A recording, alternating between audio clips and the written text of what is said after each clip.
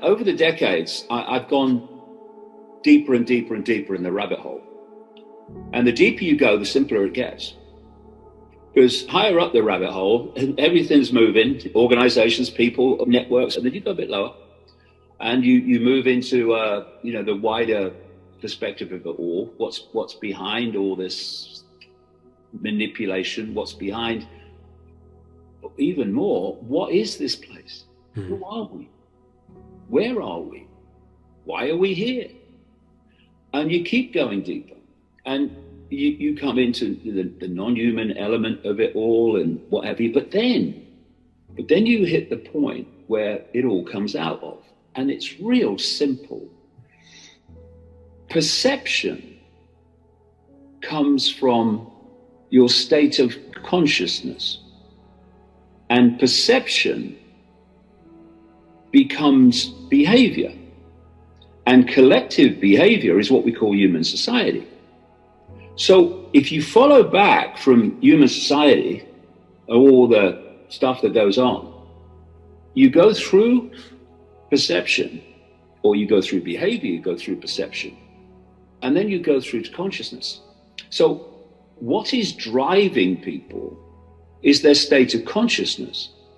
And so when you go really deep in the rabbit hole, you realize that, you can talk, and I do, and I've done at great length over the years, about networks of manipulation and satanic groups and secret societies. You can do all that. And it needs doing, of course it does, so we know what's going on. But in the end, what's driving the secret society networks that I call the global cult that's behind the dystopian agendas is their state of consciousness. Those who are awakening and seeing it are awakening and seeing it because of their state of consciousness. And people are not seeing it because of their state of consciousness. So what is going on here?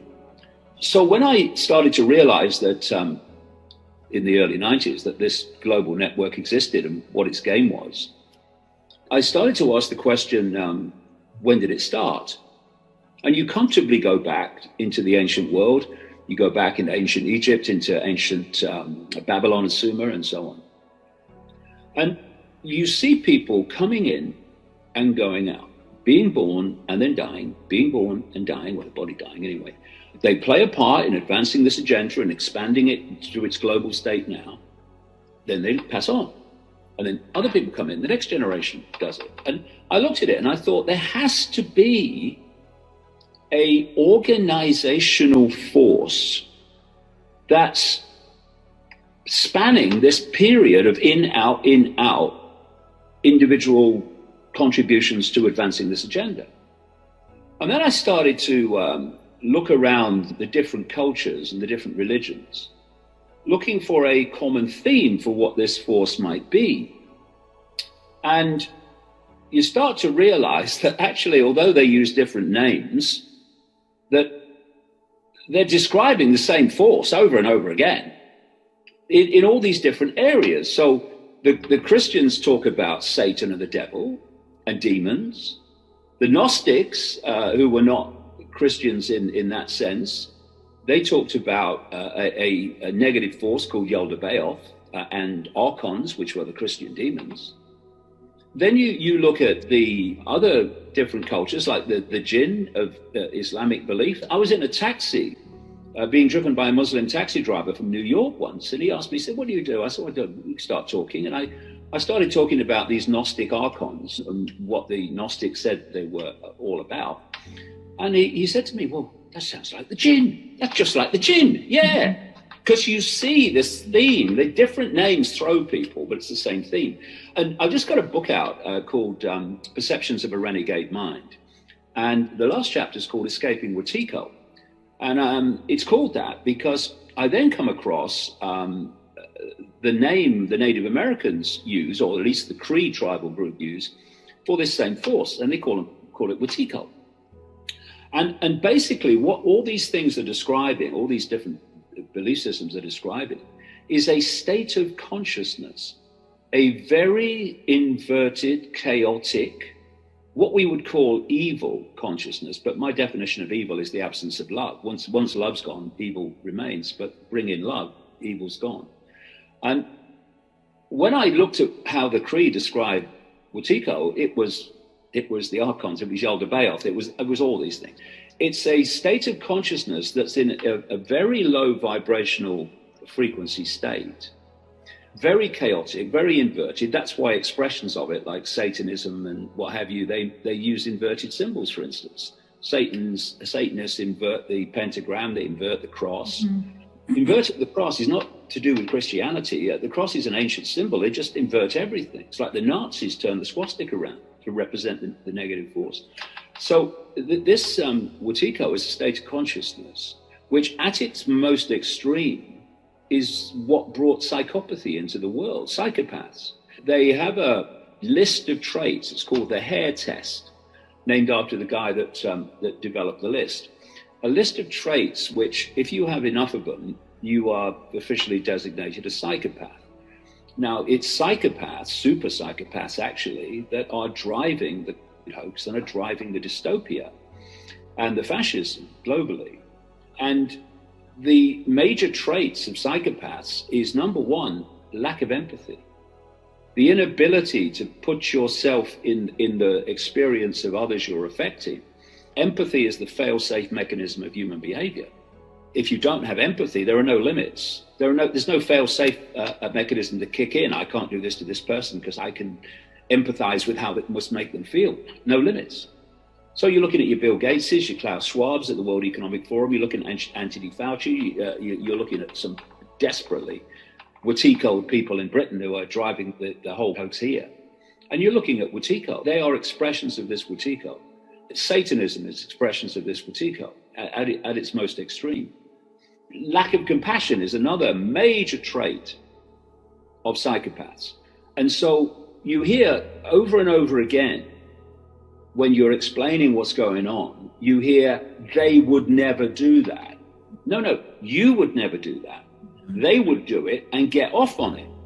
And it's understanding the scale of, well, evil inversion of life that we're dealing with, to grasp actually that they would do that, and they are doing that. But wichtige is more than that. One of the great traits of psychopaths is they'll lie for as much as necessary to get what they want. There's no shame or embarrassment in lying. You lie. Why do you lie? Because I get what I want. I mean, I worked in the mainstream media for years at the BBC, on newspapers and radio stations back in the 70s and 80s. And it was always corrupt. But you look at this global media coordinated lying on a scale that I don't think we've ever seen before. And so that's a trait of wichtige. This ability or feeling it's okay to lie by the minute and the hour in terms of the global media, to what? To promote the agendas of the psychopaths, the super wichtige. And then you come down to the general population. You've got this great number of people who have lost the ability, if they ever had it, to process information into a conclusion. See, what people in control of their own minds do is they take information and they filter it and process it into a conclusion. What great chunks of the population do today is take the information as a conclusion. So when the governments make a statement or the media say this is what's going on, then that is not information to be processed. That is a conclusion to be absorbed. And you'll see this, we see it all the time, where someone will say, I'll tell you what I think's going on. This is my opinion. And what comes out of their mouth is the official story, almost word for word, which they have processed into the illusion of their own opinion and their own conclusion. Now, these are all traits of wichtige. And how does this work? Wichtige is, and this is all part of how do we get out of here? Wichtige is a band of frequency. It's a very low, dense band of frequency, which resonates to the frequencies of fear and all the emotional, low vibration emotional states around fear, anxiety, depression, resentment, all these low vibrational emotional states. Every thought and every emotion that we feel and we think goes out as a frequency. You know, fear is a dense, low, slow frequency. When people are in fear and anxiety, they say, oh, I feel so heavy today. Yes, because that's what those low, slow frequencies do to your energetic field. When people feel joy and love, they say, oh, I feel so light today. Yeah, because they're fast frequencies and fast wavelengths. So therefore, they impact upon your field in a completely different way. So the point of Wetiko is to draw human consciousness into low vibrational states so that attachment, that assimilation can take place. And once it does, and the COVID era has, of course, created enormous amounts of fear and trauma with relation to it. I mean, the trauma that this COVID era has created, you know, people just screaming if someone gets too close to them in a supermarket aisle. Wetiko is not going to influence those that it attaches to make them think about questioning anything, about questioning what they're told. That's the last thing it wants. So people simply stop processing information. They become like a software program. They just take downloads from statements and what have you, and it becomes their reality. So awakening people, what's the difference? It's their state of frequency. If your heart is open to any extent, if your mind is open to any extent, then you are operating on a frequency that's beyond the Wetiko frequency.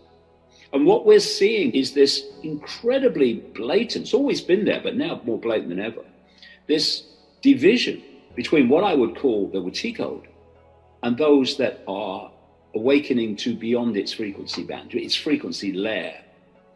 And the perceptions of these two groups is so massively different now, because one is basically channeling Wetiko in terms of its perception, and the other one is processing its perceptions from a much higher level of consciousness. All the way through human history, you've seen this same recurring theme, that there is a force, a negative force, which is trying to manipulate the perceptions of humanity.